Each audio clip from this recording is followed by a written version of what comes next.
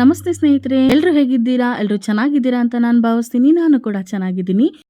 ಇವತ್ತು ನಿಮಗೋಸ್ಕರ ತಂದಿರುವಂತಹ ರೆಸಿಪಿ ನಾಗಪಂಚಮಿ ಹಬ್ಬಕ್ಕೆ ವಿಶೇಷವಾಗಿ ಮಾಡುವಂತಹ ಶೇಂಗಾ ಉಂಡೆ ಅಥವಾ ಕಡಲೆ ಬೀಜದ ಉಂಡೆ ಅಂತ ಹೇಳಿ ಕರಿಬಹುದು. ಇದನ್ನು ಸಾಮಾನ್ಯವಾಗಿ ನಾಗಪಂಚಮಿ ಟೈಮಲ್ಲಿ ಕೆಲವರು ಮಾಡ್ತಾರೆ. ಹಾಗಾಗಿ ಈ ಒಂದು ರೆಸಿಪಿನ ನಿಮ್ಮ ಜೊತೆಲಿ ಶೇರ್ ಮಾಡ್ಕೊಳ್ತಾ ಇದ್ದೀನಿ. ನೋಡ್ತಾ ಇರ್ಬೋದು ಎಷ್ಟು ಪರ್ಫೆಕ್ಟಾಗಿ ಮತ್ತು ತುಂಬ ಸುಲಭವಾಗಿ ಮಾಡ್ಕೊಳ್ಬೋದಾದಂತಹ ಈ ಒಂದು ಉಂಡೆಗಳನ್ನ ಹೇಗೆ ಮಾಡೋದು ಅಂತ ಹೇಳಿ ನಿಮಗೆ ತೋರಿಸ್ತೀನಿ. ಮೊದಲನೇದಾಗಿ ನಾನಿಲ್ಲಿ ಒಂದು ಅರ್ಧ kg ಆಗುವಷ್ಟು ಕಡಲೆ ಬೀಜನ ನಾನಿಲ್ಲಿ ತಗೊಂಡಿದ್ದೀನಿ. ನೋಡ್ತಾ ಇರ್ಬೋದು, ಅದನ್ನು ಈ ರೀತಿಯಾಗಿ 2 ಕಪ್ಪಲ್ಲಿ ನಾನಿಲ್ಲಿ ತಗೊಂಡಿದ್ದೀನಿ. ನೀವು ಎಷ್ಟು ತಗೊಳ್ತೀರೋ ಅದನ್ನು ನೋಡಿಕೊಂಡು ಕ್ವಾಂಟಿಟಿನ ಹೆಚ್ಚಿಸ್ಕೊಳ್ಬೋದು, ಹೆಚ್ಚು ಕಮ್ಮಿ ಮಾಡ್ಕೊಳ್ಬೋದು. ಅದನ್ನು ಈ ರೀತಿಯಾಗಿ ಚೆನ್ನಾಗಿ ಹುರ್ಕೊಳ್ತಾ ಇದ್ದೀನಿ. ತುಂಬ ರೋಸ್ಟ್ ಮಾಡ್ಕೊಳ್ಬೇಕಾಗತ್ತೆ, ಗರಿಗರಿಯಾಗಿ ಆಗೋದಕ್ಕೆ ಈ ರೀತಿಯಾಗಿ ರೋಸ್ಟ್ ಮಾಡ್ಕೊಳ್ಬೇಕು. ನೋಡ್ತಾ ಇರ್ಬೋದು, ಇವಾಗ ಕಲರ್ ಕೂಡ ಚೇಂಜ್ ಆಗಿದೆ. ಈಗ ನಾನು ಇದನ್ನು ಒಂದು ಪ್ಲೇಟ್ಗೆ ಟ್ರಾನ್ಸ್ಫರ್ ಮಾಡ್ಕೊಳ್ತಾ ಇದ್ದೀನಿ. ಈಗ ಇದನ್ನು ತಣ್ಣಗಾಗೋದಕ್ಕೆ ಬಿಡಬೇಕು. ತಣ್ಣಗಾದ ನಂತರ ಇದರ ಸಿಪ್ಪೆನ ನೀಟಾಗಿ ನಾವು ಸುಲ್ಕೊಳ್ಬೋದು. ನೋಡ್ತಾ ಇರ್ಬೋದು, ಈಗ ತಣ್ಣಗಾಗಿದೆ. ನಾನು ಅದನ್ನು ಸಿಪ್ಪೆ ಎಲ್ಲ ತೆಗೆದು ಈ ರೀತಿಯಾಗಿ ನೀಟಾಗಿ ಕೇರ್ಕೊಂಡಿದ್ದೀನಿ. ನೋಡಿ, ಈ ರೀತಿಯಾಗಿ ಮಾಡಿಕೊಂಡ್ರೆ ಸಾಕಾಗುತ್ತೆ. ಈಗ ಇದನ್ನು ಮಿಕ್ಸಿ ಜಾರ್ಗೆ ಹಾಕಿ 2 ಬ್ಯಾಚಲ್ಲಿ ಇದನ್ನು ರುಬ್ಕೊಳ್ತೀನಿ.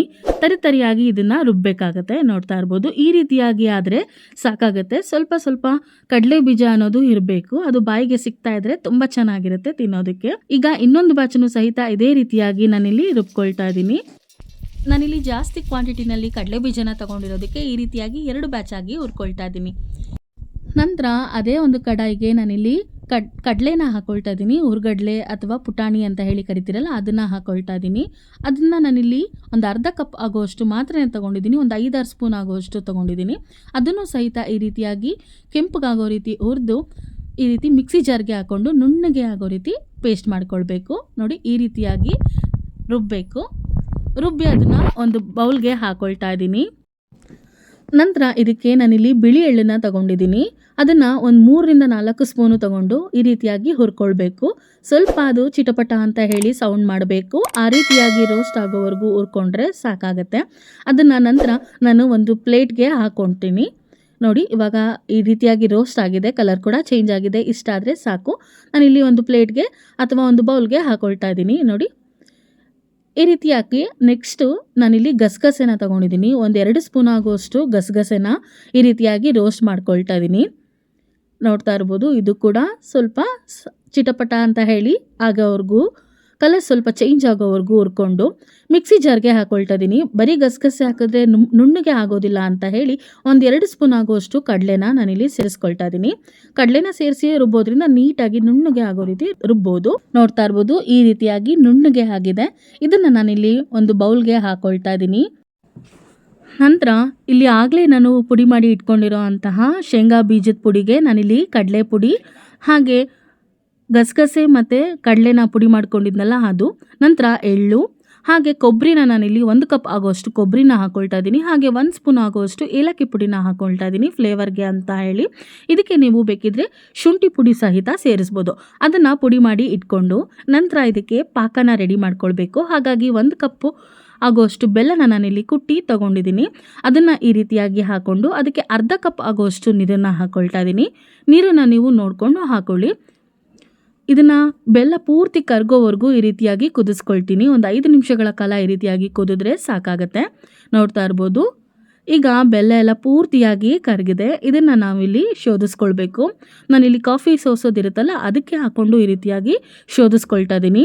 ಬೆಲ್ಲದಲ್ಲಿ ಇರೋವಂತಹ ಗಲೀಜು ಎಲ್ಲ ಏನಿರುತ್ತೆ ಅದನ್ನು ನಾವು ಈ ರೀತಿಯಾಗಿ ಶೋಧಿಸೋದ್ರಿಂದ ನೀಟಾಗಿ ಆಗುತ್ತೆ ಅಂತ ಹೇಳಿ ನಾನಿಲ್ಲಿ ಶೋಧಿಸ್ಕೊಳ್ತಾ ಇದ್ದೀನಿ. ನೋಡ್ತಾ ಇರ್ಬೋದು ಆಲ್ರೆಡಿ.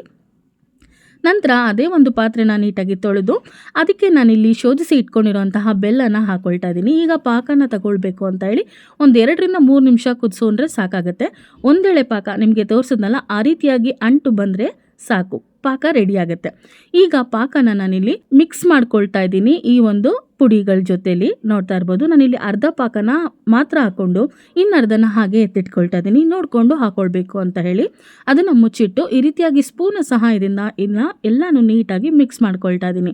ನೋಡ್ತಾ ಇರ್ಬೋದು ಎಷ್ಟು ಬೇಗ ಆಗೋಗುತ್ತೆ ಈ ಒಂದು ಪುಡಿ, ತುಂಬ ಸುಲಭ ಕೂಡ. ಹಾಗೆ ಈಗ ನಾನು ಎಲ್ಲನೂ ಮಿಕ್ಸ್ ಮಾಡಿದ ನಂತರ ಹಾಗೆ ಉಳಿದಿರೋಂತಹ ಬೆಲ್ಲದ ಪಾಕನ ಮತ್ತೊಂದು ಸಲ ಹಾಕ್ಕೊಳ್ತಾ ಇದ್ದೀನಿ.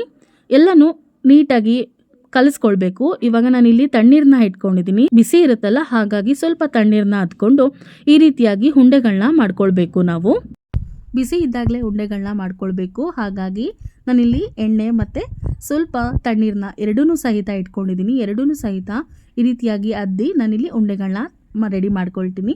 ನಿಮಗೆ ಯಾವ ಒಂದು ಸೈಜಲ್ಲಿ ಬೇಕೋ ಆ ಸೈಜಲ್ಲಿ ಉಂಡೆಗಳನ್ನ ಮಾಡ್ಕೊಳ್ಬೋದು. ನಾನಿಲ್ಲಿ ಒಂದು ಮೀಡಿಯಮ್ ಸೈಜ್ನಲ್ಲಿ ಉಂಡೆಗಳನ್ನ ರೆಡಿ ಮಾಡ್ಕೊಳ್ತಾ ಇದ್ದೀನಿ. ನೋಡ್ತಾ ಇರ್ಬೋದು, ಈ ಒಂದು ಸೈಜ್ನಲ್ಲಿ ಎಲ್ಲ ಉಂಡೆಗಳನ್ನೂ ಕೂಡ ನಾನೀಗ ರೆಡಿ ಮಾಡ್ಕೊಳ್ತೀನಿ.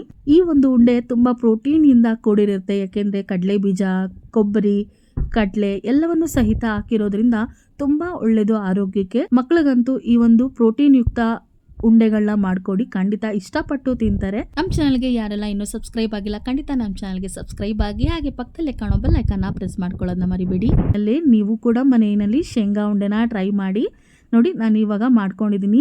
ಈಗ ನಿಮಗೆ ಓಪನ್ ಮಾಡಿ ಕೂಡ ತೋರಿಸ್ತೀನಿ. ನೋಡಿ ಎಷ್ಟು ಸಾಫ್ಟಾಗಿ ಬಂದಿದೆ, ನೋಡಿ ಎಷ್ಟು ಚೆನ್ನಾಗಿ ಕೂಡ ಆಗಿದೆ. ಈ ಒಂದು ವಿಡಿಯೋ ನಿಮಗೆ ಇಷ್ಟ ಆಯಿತು ಅಂತ ಹೇಳಿ ನಾನು ಭಾವಿಸ್ತೀನಿ. ಇಷ್ಟ ಆಗಿದ್ರೆ ಖಂಡಿತ ಒಂದು ಲೈಕ್ ಮಾಡಿ. ಹಾಗೆ ಮತ್ತಷ್ಟು ಹೊಸ ರೆಸಿಪಿ ಜೊತೆ ನಿಮಗೆ ನೆಕ್ಸ್ಟ್ ವಿಡಿಯೋದಲ್ಲಿ ಸಿಗ್ತೀನಿ. ಅಲ್ಲಿವರೆಗೂ ನಮ್ಮ ಚಾನಲ್ನ ಇದೇ ರೀತಿ ವಾಚ್ ಮಾಡ್ತಾ ಇರಿ ಅಂತ ಹೇಳ್ತಾ ಥ್ಯಾಂಕ್ ಯು ಫಾರ್ ವಾಚಿಂಗ್.